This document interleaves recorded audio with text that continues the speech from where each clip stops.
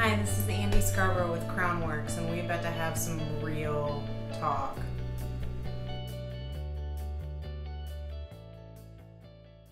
So over the last few years, I've really become very aware about the nature of the relationship we have with our clients and the impact we have for intimacy. I started studying a spiritual psychology program in order to learn some tools that I could use to be better of service to my clients. And this week, those tools have really come in use.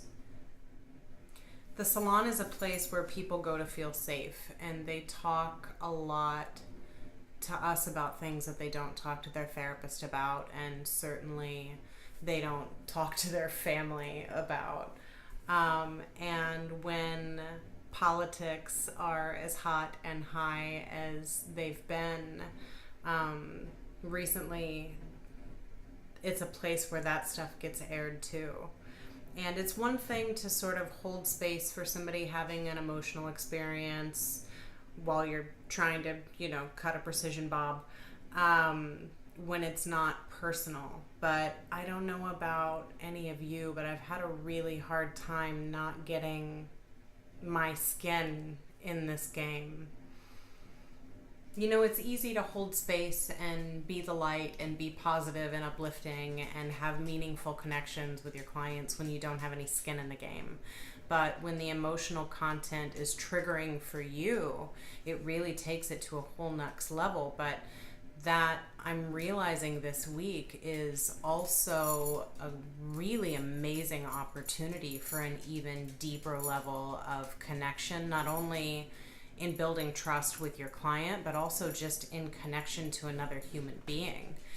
And if there's one thing I'm really observing, it's that kind of being heard and human connectivity is what this country is needing across all party lines. I don't know about you guys, but my social media feed has been flooded with people trying to convince each other one way or another. I mean, for months now. And a very wise person said to me tonight that you can't really convince someone against their will. There's no question for me that on any side of these party lines, people are making really heartfelt choices. And those motivations can be really scary to talk about when you feel like you're going to be shamed or you perceive there to be a conflict. And as stylists, we clam up. It's really scary to think about sharing your truth, but also kind of another layer of that in the risk of maybe losing your client about a differing opinion. But I've really realized this week what a unique opportunity we have is maybe being the only person outside someone's social circle that has a differing opinion than they do.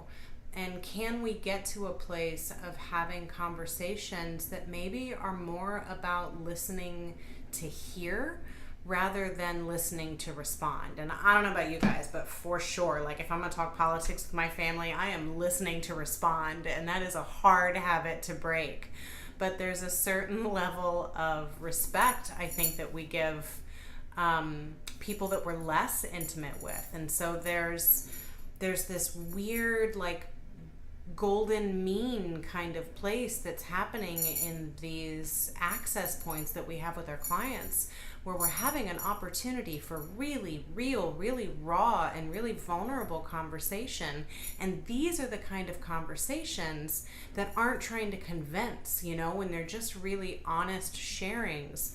That's where we might actually have an opportunity to meet each other in the middle and really be hearing in order to understand. Some of the skills that I studied in my spiritual psychology program sound sort of silly when you just name them, right? It's like, active listening skills and silence. And though those may seem kind of like no-brainers, it's actually really challenging sometimes to hold a really present silence for someone, really a sacred silence. And I think that can be such a gift to both of you. You know, as stylists, so often we're trying to think of what we need to say next, when in truth, a big shift for someone may occur in just hearing them say things out loud. I know certainly for me, there are thoughts that I walk around thinking all the time, but because they never get said out loud, I never really get to fully hear what it is I'm saying. And I think in giving somebody a silent, respectful place to just speak what's on their heart, whether it's if they're afraid of their civil rights being compromised, or they're afraid of their husband not having a job. There's true fear, and there's real human emotion behind every response here. And I don't mean to be Pollyanna about it. I think that there's probably going to be some spots where everybody's just not going to agree.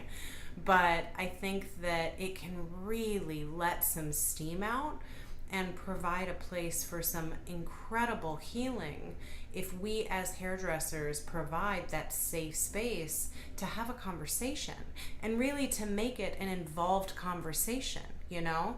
Not just listening and waiting for your turn to speak, but really hearing what's on that other person's heart, and coming from a place that may feel a little uncomfortable to you. I mean, it's been my experience certainly over the last few years, but like this week, I've had some experiences that just at the point where I felt like I was sharing too much or being too vulnerable, or maybe wasn't going to be well received, that there really was a shift in the energy of the conversation.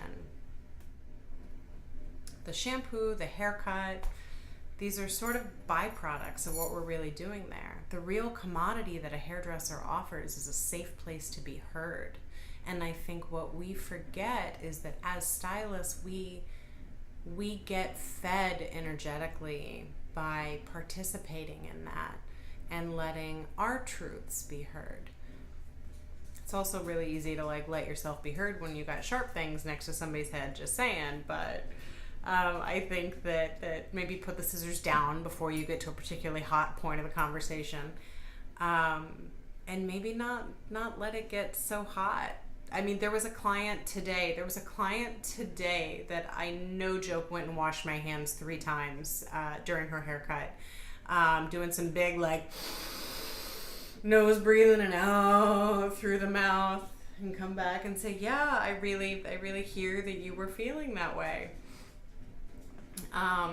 And it was interesting because even as triggered as I was in that moment, when I came back and didn't counter back with something else that I had to say to her, all of a sudden she shifted and she started to change her tone a little bit, and she started to make some concessions or make some acknowledgments and share some awarenesses. And this was not a one-sided dialogue. She definitely said things to me that gave me some pretty profound insight, but it really is about letting go of the need to be right.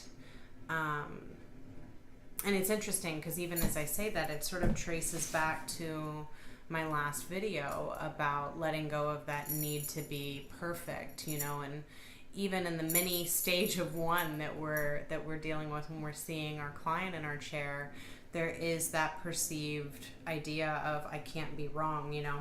I have to be the expert in everything, even in global politics. And maybe you're not.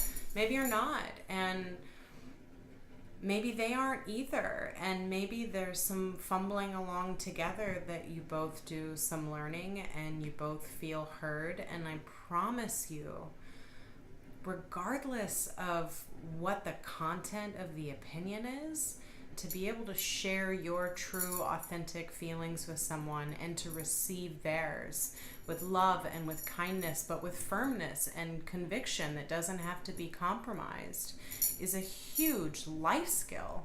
And what a great opportunity we have to practice it, certainly every day in the salon, but most certainly right now when this is such a place with such loaded, dense conversation.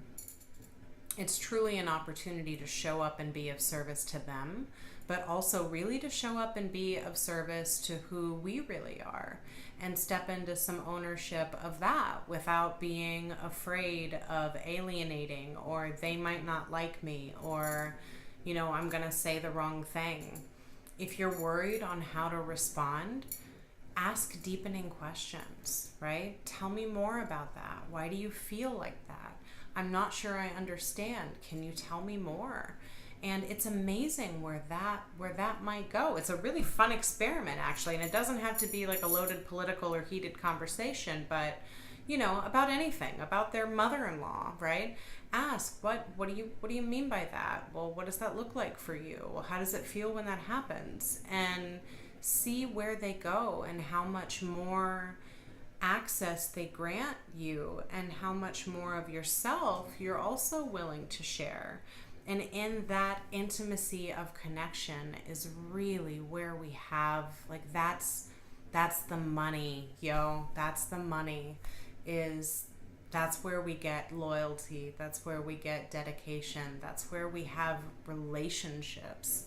You know, some of my favorite clients I've been seeing for like 13 years. Like, God bless the LTRs in our worlds. But it's because we've kind of gained that level of access with each other. And non-judgment is hard. It takes practice. You might wash your hands a lot. I've had real fucking clean hands this week. But I've also broken through and learned a lot about some people that maybe I didn't know very well, and some that I thought I knew well, and all of them I love even more deeply.